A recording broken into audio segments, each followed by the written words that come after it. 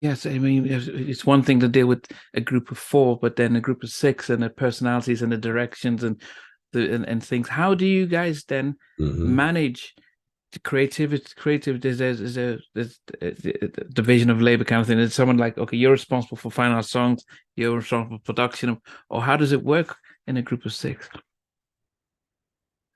Well, the way it should work and the way it does work in our group is you try to find what the strengths and the weaknesses are of each person, and then you delegate the responsibilities to each person to make those things work. I think underneath it all, the only way a group can work is if there's some kind of respect for each member, regardless of what they're bringing to the party.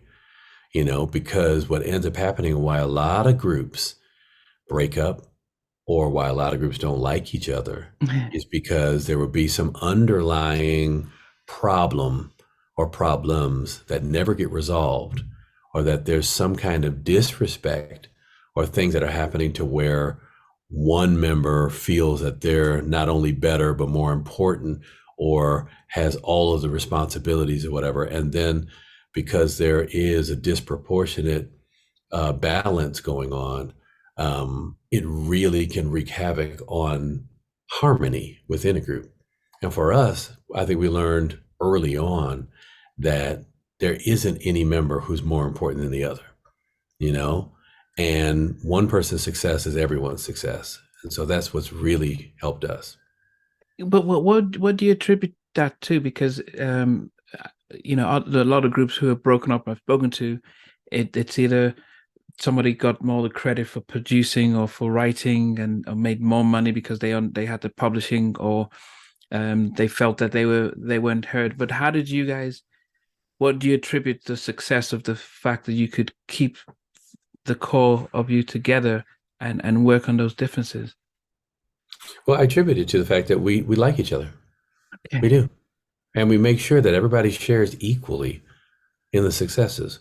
Mhm. Um, and that's not an easy thing to do because, just case in point, Mark does most of the arrangements, So by any measure, you could say that Mark deserves more money or he deserves more accolades or whatever. Yeah. And it is true that sometimes he will have more accolades or more, in fact, he has one more Grammy than us. You know what I mean? So, um, but we don't single any of those things out to make any one person get a bigger head or, psychologically um, feel like they are the leader or someone who should be showered with more praise or whatever. And I think, I mean, as I think about it, as I'm answering this, I think it is really a testament to each person's maturity level. Mm. I think that's what's important, because we could have an imbalance of power. Um, and that doesn't have to be a bad thing if everybody's mature enough to understand what is really going on and what is important.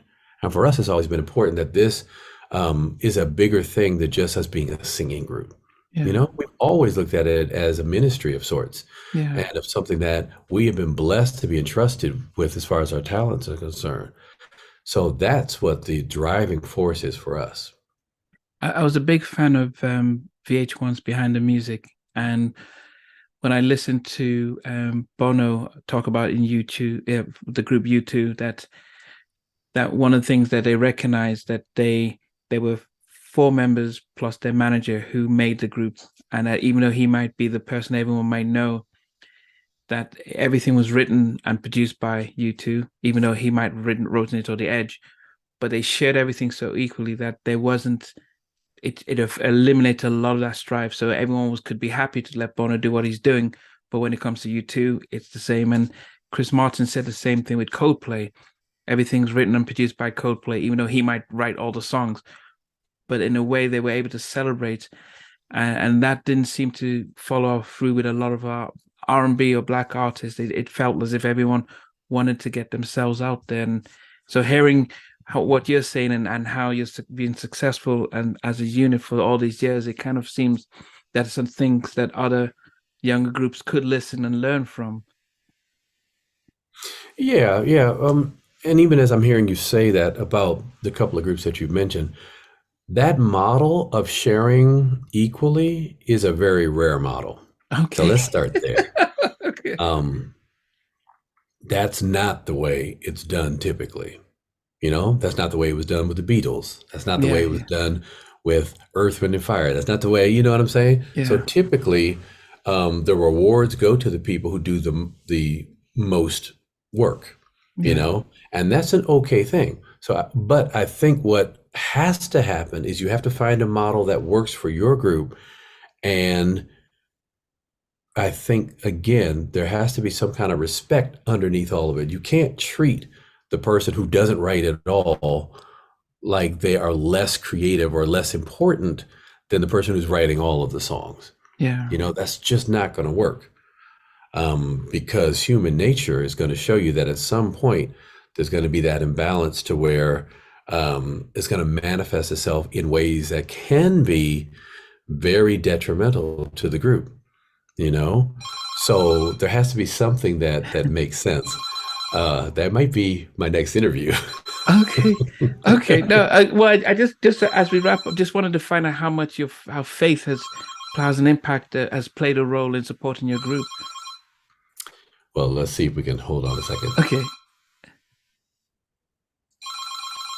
because it will stop at some point. Okay. And unfortunately, it's over by the bed. It's not Okay, here on the, that's fine. on the thing. Yeah. Okay, they're probably Okay. going to call back. Yeah. But faith, to answer that question, faith is the foundational core of what this group is about. Again, it's always been viewed as a ministry for us. And so that's what it continues to be. And I think that that's what has kept us together as far as glue is concerned as well, because Take Six was founded on it. So we've never left that. Okay. So as I leave, I always ask my guests one question. It's like, if what is your sort of all-time favorite movie? If you were stuck in an elevator and you're like, this is my film that I just love to watch. For me, The Usual Suspects. Okay. Okay. Favorite movie of all time, 1995, Kaiser Soze. Kaiser Sozak. Okay. Okay. Yes.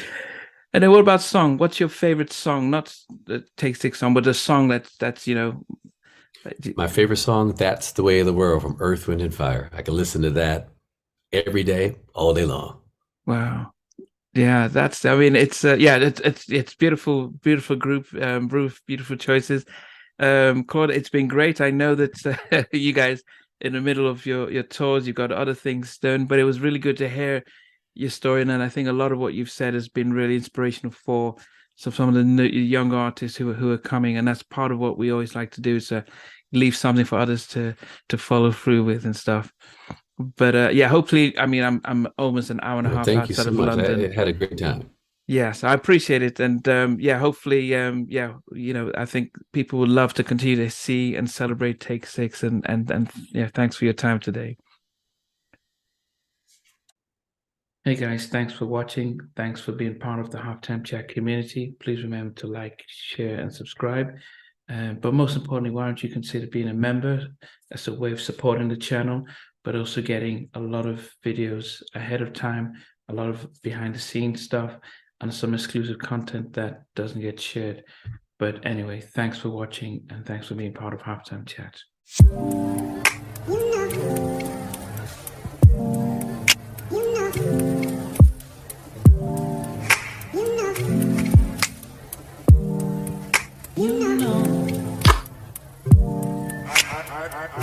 I begin to